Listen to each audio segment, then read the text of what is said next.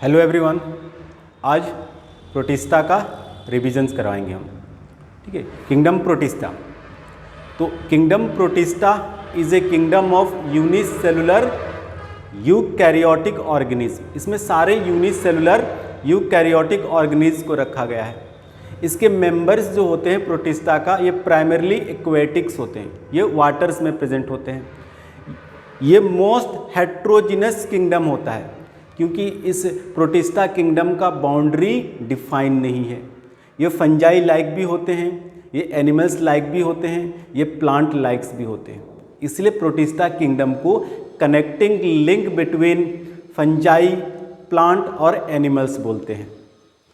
ये eukaryotic cell के बने होते हैं। इसमें सारे वो स्ट्रक्चर दिखाई देंगे जो एक यूकैरियोटिक सेल में दिखाई देता है। और इस प्रोटिस्टा किंगडम को टोटल 5 ग्रुप में डिवाइड किया गया है: chrysophytes, dinoflagellates, euglenoids, slime mould और प्रोटोजोआ। तो पहला शुरू करेंगे क्राइसोफाइट्स में। तो क्राइसोफाइट्स के जो मेंबर्स होते हैं ये fresh water and marine water दोनों जगह पाए जाते हैं, present in both fresh water and marine water. Chrysophytes के मेंबर्स जो होते हैं फोटोसिंथेटिक्स होते हैं, ये फोटोसिंथेसिस करते हैं।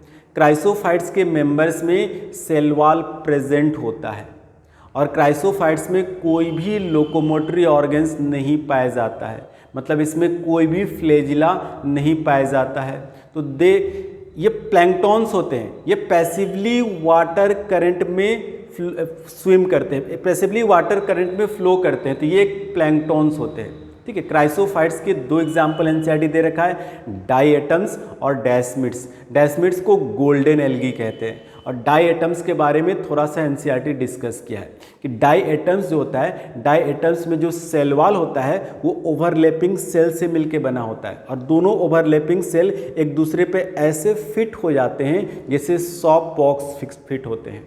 और इसका जो सेल वॉल होता है, cell wall is embedded with silica और सिलिका एम्बेडेड होने के कारण इस डायटम का सेल वॉल इंडिस्ट्रक्टेबल्स होते हैं, कभी भी डिस्ट्रॉय नहीं होते। और जब इस डायटम्स का डेड होता है तो ये अपने हैबिटाट में अपने सेल वॉल डिपॉजिट को छोड़ देते हैं, जिससे क्या होता है billions of the years, billions of the year इनके एक्यूमुलेशन से डायएटोमियस अर्थ का फॉर्मेशन होता है। और इस डायएटोमियस अर्थ का नेचर ग्रीटी होता है। ग्रीटी नेचर के कारण इस डायएटोमियस अर्थ का यूज़ हम filtration of oil and syrup और पॉलिशिंग में करते हैं। ये था डायएटम्स के बारे में। And also diatoms are the chief producer of the oceans. इतना एनसीईआरटी में क्राइसोफाइट्स के बारे में दिया है। तो क्राइसोफाइट्स के बाद आएंगे डाइनोफ्लैजिलेट्स में। डाइनोफ्लैजिलेट्स का जो मेंबर्स होते हैं मोस्टली मैरीन वाटर में पाए जाते हैं और इस डायटम्स में भी सेल वॉल प्रेजेंट होता है। और इसका जो सेल वॉल होता है वो सेलुलोज के प्लेट का बना होता है जिसको थीका बोलते हैं। और ये सेलुलोज प्लेट ऐसा अरेंज होता है कि इसमें ग्रूव का फॉर्मेशन होता है और इसी ग्रुप में 2 फ्लैजिला प्रेजेंट होता है, एक लॉन्गिट्यूडनल फ्लैजिला और एक ट्रांसवर्स फ्लैजिला। मतलब डायएटम्स नाम में ही डाइनोफ्लैजिलेट्स, क्या नाम है, डाइनोफ्लैजिलेट्स। तो नाम में ही ये डाइनो, तो डाइनोफ्लैजिलेट्स में 2 फ्लैजिला होगा, एक लॉन्गिट्यूडनल दूसरा ट्रांसवर्स। ठीक है, ये भी फोटोसिंथेटिक्स होते हैं। तो इसमें पिगमेंट प्रेजेंट होता है। कौन सा पिगमेंट, तो क्लोरोफिल ए, क्लोरोफिल सी और एक यूनिक पिगमेंट जिसको जेंथोफिल्स कहते हैं। और इसी जेंथोफिल्स पिगमेंट के कारण डिफरेंट कलर का डाइनोफ्लैजिलेट्स दिखाई देता है। जैसे एक रेड डाइनोफ्लैजिलेट्स का एग्जाम्पल एनसीईआरटी में दे रखा है जिसको गोन्यूलेक्स कहते हैं। ये रेड कलर का डाइनोफ्लैजिलेट्स होता है और इसका रेड कलर आया है due to the presence of unique pigment xanthophylls के कारण। और ये जो गोन्यूलेक्स होता है ये इसमें रैपिड मल्टीप्लिकेशंस होता है और कुछ ही समय पे पूरे रेड को, ये पूरे सी को रेड कलर कर देता है जिसको रेड टाइड कहते हैं। यानी red tide is due to the Gonyaulax. उसके बाद ये जो डाइनोफ्लैजिलेट्स का जो मेरीन फॉर्म होते हैं ये कुछ टॉक्सिन्स रिलीज करते हैं जिसका नाम है सेक्सी टॉक्सिन्स, और ये टॉक्सिन्स बहुत सारे मैरीन एनिमल्स को किल कर देता है, मार देता है। तो इतना डायनोफ्लेजिलेट्स के बारे में दे रखा है एनसीईआरटी में। डायनोफ्लेजिलेट्स के बाद अगला यूग्लिनोइड्स। तो यूग्लिनोइड्स का एग्जाम्पल है यूग्लिना। यूग्लिना जो होता है, यूग्लिना ये मोस्टली फ्रेश वाटर में पाया जाता है, फ्रेश वाटर में भी स्टैग्नेंट वाटर में प्रेजेंट होता है, और इसमें सेल वॉल एब्सेंट होता है। यूग्लिना में सेल वॉल एब्सेंट होता है, तो सेल वॉल के चारों तरफ सेल वॉल एब्सेंट होगा तो सेल वॉल के जगह इसमें पाया जाता है एक प्रोटीन का बना हुआ लेयर जिसको पेलिकल्स कहते हैं, और इस प्रोटीन का लेयर पेलिकल्स के कारण ही यूग्लिना को फ्लेक्सिबिलिटी मिलता है। ये फ्लेक्सिबिलिटी प्रोवाइड करता है यूग्लिना को। ये mixotrophic mode of nutrition show करता है, यानी जब सनलाइट प्रेजेंट होगा तो ये autotrophic mode of nutrition show करेगा, और जब सनलाइट कम होगा तो ये heterotrophic mode of nutrition show करना शुरू कर देगा। इसमें लोकोमोटरी ऑर्गन होता है, और इसमें लोकोमोटरी ऑर्गन होता है फ्लेजिला, और इसमें भी दो फ्लेजिला पाए जाते हैं यूग्लिना में, एक लॉन्ग फ्लेजिला और एक शॉर्ट फ्लेजिला इसमें पाया जाता है। तो ये है यूग्लिना के बारे में। यूग्लिना के बाद अगला है कौन सा, तो स्लाइम मोल्ड।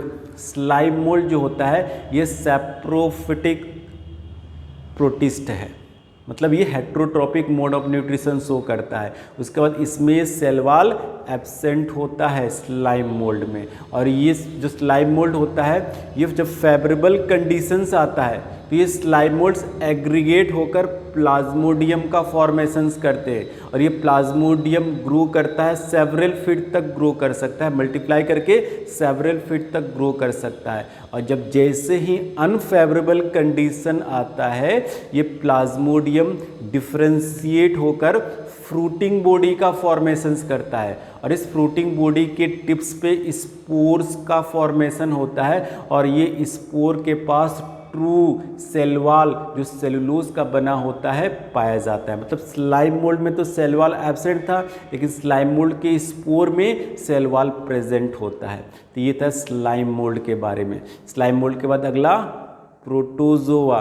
प्रोटोजोआ जो होते हैं ये फ्री लिविंग भी हो सकते हैं, पैरासिटिक भी हो सकते हैं, ये वाटर में भी प्रेजेंट हो सकते हैं, ये फ्रेश वाटर में भी हो सकते हैं, मैरीन वाटर में भी हो सकते हैं, ये मॉइस्ट सॉइल में भी प्रेजेंट हो सकते हैं।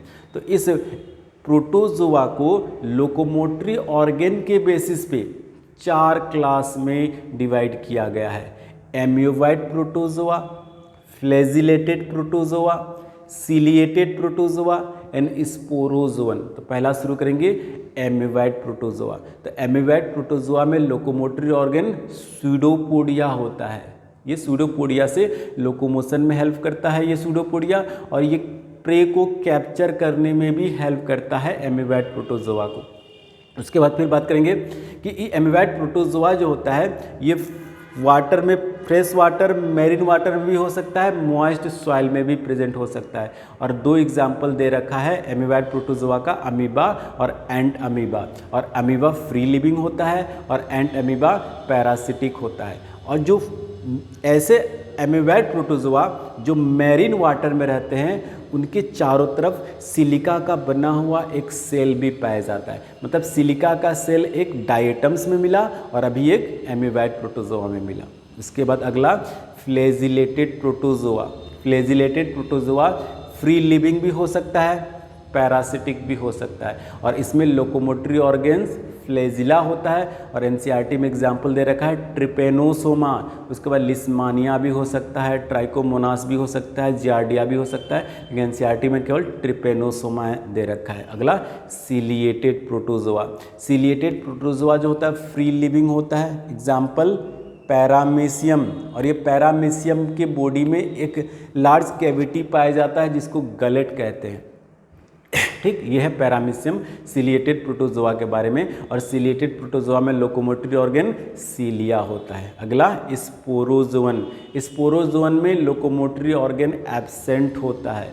तो किसी एक इस लाइफ साइकिल के किसी एक स्टेज में स्पोर लाइक स्ट्रक्चर का फॉर्मेशन होता है, इसलिए इसको स्पोरोजोवन कहते हैं। और इसका एग्जाम्पल एनसीईआरटी में प्लाज्मोडियम दे रखा है। प्लाज्मोडियम जो होता है ये मलेरिया डिजीज़ कॉज करता है, और मलेरिया डिजीज़ का जो वेक्टर होता है वो फीमेल एनाफिलस मॉस्क्यूटो होता है।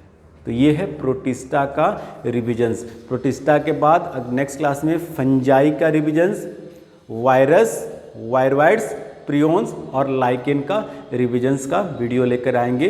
अगर आप लोगों को थोड़ा भी हेल्पफुल लग रहा है मेरा वीडियो तो ज़्यादा से ज़्यादा इसको शेयर करें और मेरे चैनल को ज़रूर सब्सक्राइब करें। ठीक है, थैंक यू।